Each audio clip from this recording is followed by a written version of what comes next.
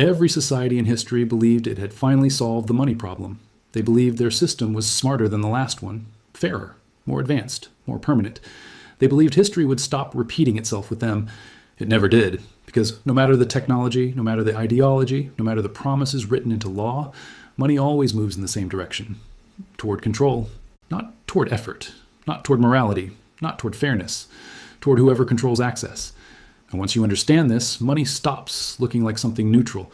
It starts looking like a system that behaves the same way every single time. We are taught that money flows naturally through society, that people earn it, trade it, save it, and pass it along. History shows something very different. Money does not flow outward.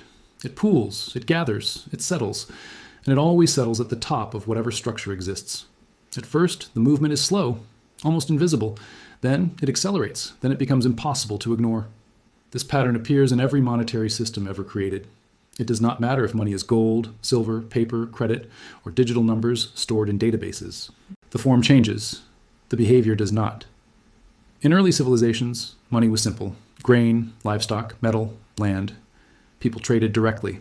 Value felt tangible. Wealth felt distributed. But even then, something else was happening beneath the surface. Those who controlled storage controlled survival.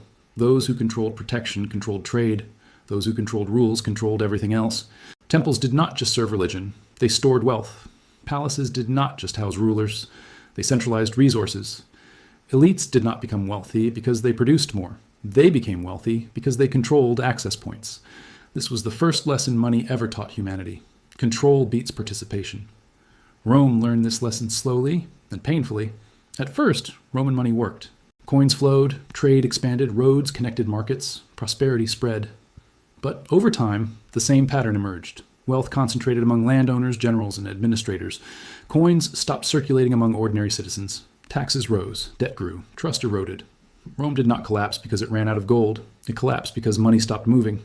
When money stops circulating, systems do not fail loudly. They hollow out. The middle weakens. The base struggles. The top grows heavier. Eventually, the structure can no longer support itself. This is not unique to Rome. It is structural. Centuries later, Europe believed it had found a solution. Instead of emperors controlling money directly, kings outsourced finance to banking families. The idea was efficiency. The reality was centralization. Banks did not simply move money. They decided who deserved access to it. They decided who could expand, who could survive, and who would fail. Credit replaced coins as the true source of power. And once credit became central, money stopped being a tool and became leverage. A small number of families discovered something profound. If you control lending, you control outcomes. You do not need armies if you decide who gets funded. You do not need land if you decide who can buy it. You do not need authority if everyone depends on your permission. This was not corruption. It was incentive. Systems reward those closest to the source. Paper money arrived with promises. Governments promised stability. Institutions promised fairness. Laws promised order. But paper money did not decentralize wealth. It accelerated concentration.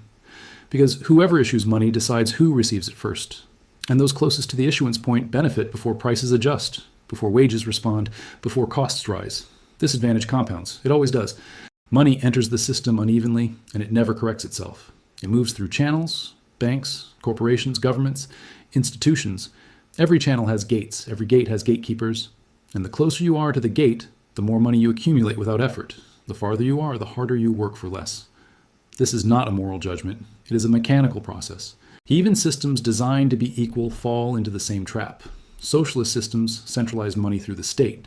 Capitalist systems centralize money through markets. Different language, same gravity. Money always follows control. Technology did not change this behavior. It made it faster. Computers allowed money to move instantly. Markets scaled globally. Financial instruments multiplied. But complexity did not create fairness. It created opacity. Centralization became harder to see, not weaker. Today, money feels abstract. Balances on screens, numbers in apps, credit scores, digital debt. But abstraction does not change direction. Money still moves upward, toward institutions that set rules, toward entities that issue credit, toward structures that shape incentives. This is why inequality is not an accident. It is an outcome. It is why the middle class always grows during expansion and shrinks during consolidation. It is why booms feel inclusive and busts feel unforgiving. Money does not respond to intention. It responds to structure. And structures always favor control. This is not the end of the story. Because centralization does not mean collapse arrives tomorrow. It means pressure builds. It means fragility increases. It means fewer actors carry more weight. And when stress finally arrives, the system reacts exactly as it always has.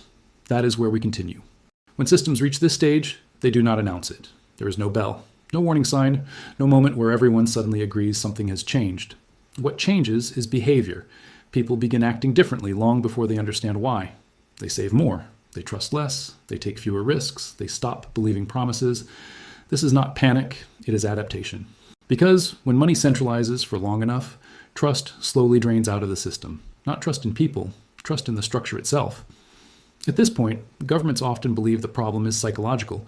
They assume confidence can be restored with reassurance, regulation, or reform. But confidence does not create trust. Trust is built on circulation. When money stops moving through society and begins pooling at the top, no policy can reverse the feeling that something is wrong. The system may still function on paper, but socially it begins to fracture. This is where history becomes very clear.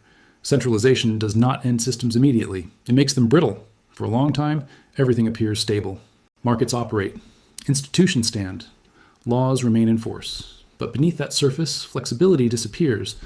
Small shocks no longer absorb smoothly. Minor stresses cause disproportionate damage. This is why collapse is never sudden. It is administrative. It unfolds through rule changes, emergency measures, temporary solutions that quietly become permanent. Every empire follows this script. Ancient China experienced it through dynastic cycles. Venice experienced it through financial dominance followed by stagnation. Spain experienced it through silver inflows that destroyed internal productivity. Britain experienced it through imperial overextension and debt. The United States experienced versions of it during repeated financial crises. Different eras, same mechanics. The moment money centralizes beyond circulation, systems stop serving society and begin serving themselves. At that point, rules no longer exist to balance outcomes. They exist to preserve structure. This is when laws become more complex. Regulations multiply, institutions grow larger, and accountability becomes harder to trace. Not because anyone planned it that way, but because complexity protects control. When too many layers exist, responsibility dissolves. This is also when narratives change. Success is reframed as individual failure. Struggle is reframed as poor choices. Systemic pressure is reframed as personal weakness. This narrative shift is not accidental. It prevents structural questions from being asked. And as long as questions remain focused on individuals, systems remain untouched. History shows this phase can last decades, sometimes centuries. Empires do not fall when money centralizes. They fall when trust can no longer be repaired. Because trust is the invisible infrastructure of every economy. Once it erodes, participation declines. People withdraw, informal systems emerge, alternatives form quietly. This is when parallel systems begin to grow. Black markets, informal credit, barter, offshore structures, shadow finance, not out of rebellion, out of necessity. The official system still exists, but it no longer serves enough people to remain legitimate. At this point, power often believes it can enforce participation. But enforcement does not create trust. It accelerates exit. This is why history shows that financial transitions do not begin with violence. They begin with disengagement. People stop believing the system works for them. They stop planning within it. They stop imagining a future inside it. When that happens, systems do not collapse overnight. They become irrelevant. And irrelevance is more dangerous than opposition, because it means the system is still standing, but no longer respected. Every new monetary order in history was born this way, quietly, gradually, without announcement. The old system remained in place until it simply could not sustain itself anymore. Something else replaced it. Not because it was perfect, but because it functioned better under new conditions. This is the part history books often miss. Transitions are not chosen, they are drifted into. And those who understand the drift early are never surprised by the outcome. This is why studying money matters. Not because it predicts collapse dates, not because it fuels fear, but because it reveals structure. Money shows you where power actually lives. It shows you what systems reward. It shows you who benefits without asking permission. And once you understand that, you stop being confused by headlines. You stop being shocked by outcomes. You stop expecting systems to behave differently than they always have. This channel exists to do exactly that, to strip away the myths, to expose the patterns, to show how history repeats not through events but through incentives. If you want to keep following these stories, not as predictions, not as warnings, but as understanding, then subscribe. Not because something terrible is coming, but because seeing the system clearly is always better than being surprised by it. We continue.